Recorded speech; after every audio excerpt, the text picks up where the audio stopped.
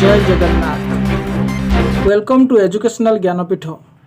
आसंतु आज आमे जानिबा CDM machine रे किपरि टंका डिपोजिट करा जाए। आपण माने भिडियोटी को स्किप न करी शेष पर्यंत देखंतु। मु ए भिडियो रे आपण मानकु बहुत सुंदर आकार रे डिटेल्स देखैबी। आपण माने ए भिडियोटी देखि सारिबा परे अन्य भिडियो आउ देखिबा पई पड़िबो नाही। तेणु आपण माने भिडियोटी को स्किप न करी शेष पर्यंत देखंतु। चलंतु आमे एक एटीएम काउंटर को जिबा। जो एटीएम काउंटर रे सीडीएम मशीन लागि थिबो सही एटीएम काउंटर को जिबा। आमे एक स्टेट बैंक रो एटीएम काउंटर रे वर्तमान अछंती। एठारे एक पासबुक प्रिंट मशीन टी लागिछि। पासबुक प्रिंट मशीन साइड रे डाहाण साइड को आपनकर सीडीएम मशीन रे अछि। एठारे आपण माने कैश विथड्रॉल करि परिबे एवं कैश डिपॉजिट करि परिबे। एठारे आपनकर कैश डिपॉजिट करिवार बॉक्स टी अछि एवं डाहाण पट को आपनकर एठारे रिसिप्ट बाहरिवार ऑप्शन अछि। तळे आपनकर कीबोर्ड टी अछि एवं डाहाण पट को आपनकर लाइट जोठी जोडुची सेठारे एटीएम कार्ड भर्ती करिवार स्पेस टी अछि।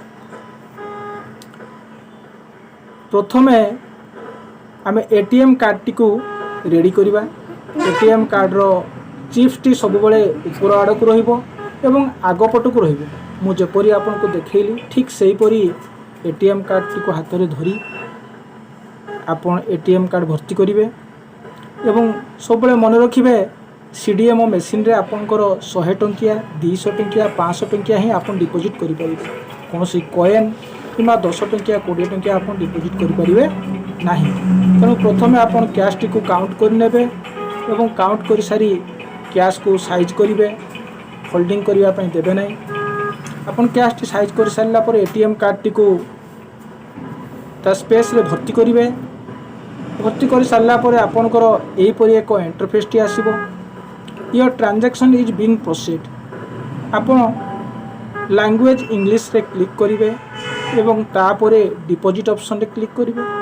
आपन को तापरे अदर अकाउंट एवं कैश डिपॉजिट ऑप्शन आसीबो। आपन कैश डिपॉजिट ऑप्शन रे क्लिक करिवे।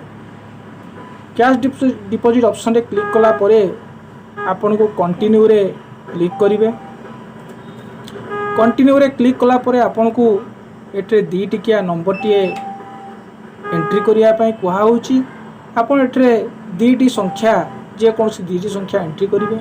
एंट्री कर सारला परे आपनकर एटीएम कार्ड रो पिन टी एंट्री करिवे। आपनकर जे अकाउंट थिबो सेविंग किमा करेंट आपन सही अकाउंट रे क्लिक करिवे। क्लिक कला परे आपन को एही परि एक इंटरफेस टी आसीबो। आपनकर बॉक्स टी खोली जिवो। खोली गला परे आपन टंका टी को साइज रे सेठारे रखि देबे। रखि सारला परे आपन एंटर रे क्लिक करिवे। क्लिक कला परे प्रोसेसिंग आमको शो करिवो। प्रोसेसिंग किछ समय नै सारला परे जदि कोनोसी टंका फॉल्ट थिबो किबा कोनोसी दाग लागि जैथिबो से टंका टी से रिसीव करिवो नै। से टंका टी आमे नै बॉक्स रो नै आसीबा एवं आउ थरे ऐड मोर कैश रे क्लिक करी टंका टी पुणी सेठारे देबा। देई सारला परे पुणी यदि टंका टी ठीक थिबो ताहाले मेसिन ताको रिसीव करी नै जिवो।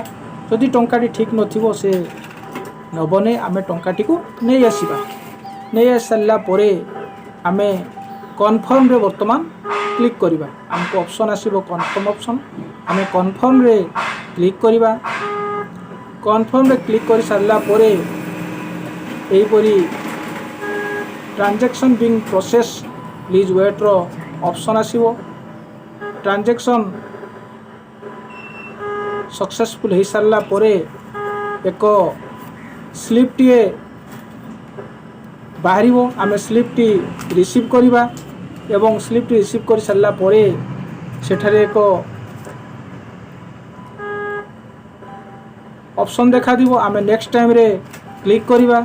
क्लिक कला परे हमको एक सक्सेसफुल रो ऑप्शन शो करिवो।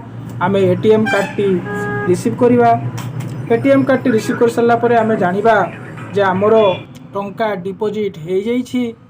ତେଣୁ ଯଦି ଆପଣଙ୍କୁ ମୋ ଭିଡ଼ିଓଟି ଭଲ ଲାଗିଥାଏ ତାହେଲେ ଲାଇକ୍ କରି ସବସ୍କ୍ରାଇବ୍ କରନ୍ତୁ ଏବଂ ଛୋଟ କମେଣ୍ଟଟିଏ ଦିଅନ୍ତୁ। ଧନ୍ୟବାଦ।